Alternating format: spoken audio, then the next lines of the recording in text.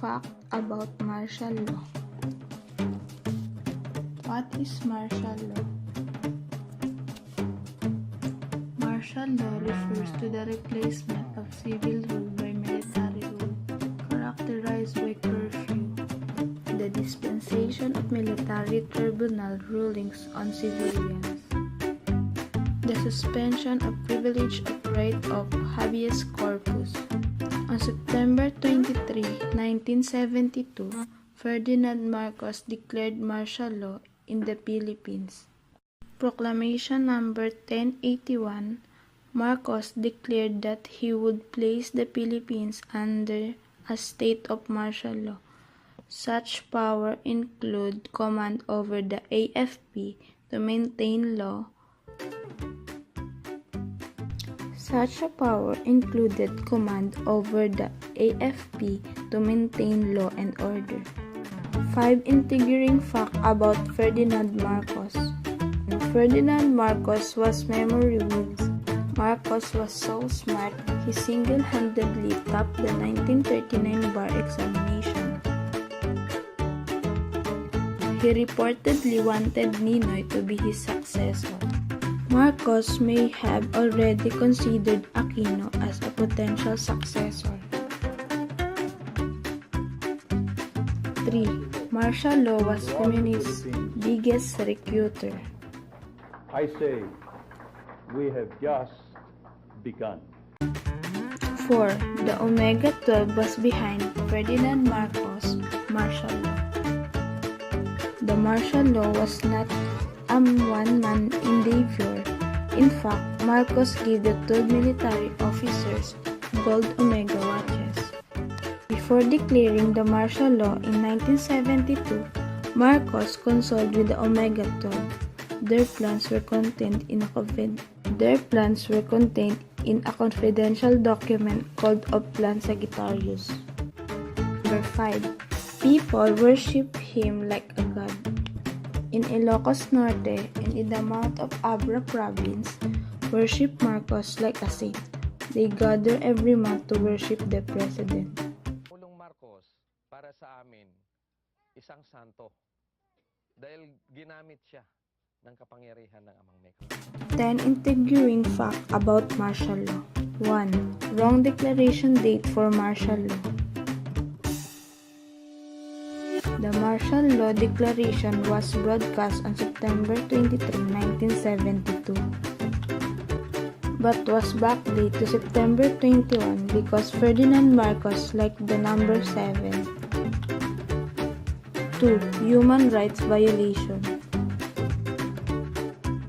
70,000 were arrested. 892 were massacred.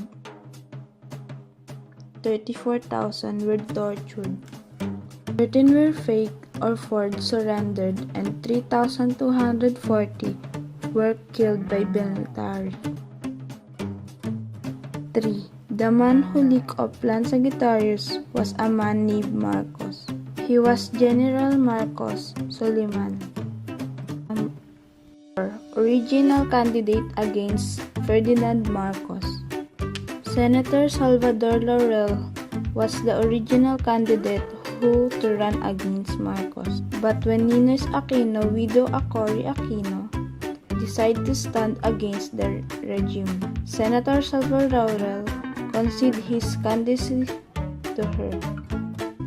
5. First non-violent bloodless revolution.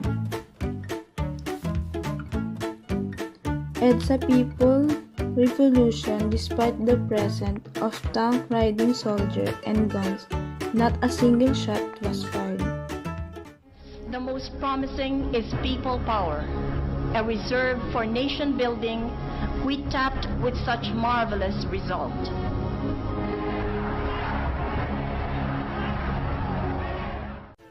6. Yellow is the color and tie a yellow ribbon. Tie a Yellow Ribbon was Ninoy's comeback song because he was assigned to upon walking off the plane. The Filipinos took their cue for the song and since then used color yellow as their symbols of rebellion. 7. 1 million signatures. Cory Aquino was hesitant to go against Marcos for the snap election. 1 million signatures of Filipino auguring her to pledge into the political arena. 8. Where was Cory Aquino during EDSA People Power Revolution? She was not there during the revolution. She was in Cebu conducting her protest. Radio Veritas. Only radio station which cover event that government-owned studio did not. 10. The end of martial law. Marcos formally ended martial law through Proclamation number 2045 on January 17, 1981. Since 1973, declaring the continuation of martial law and proclaimed the termination of the state of martial law throughout the Philippines.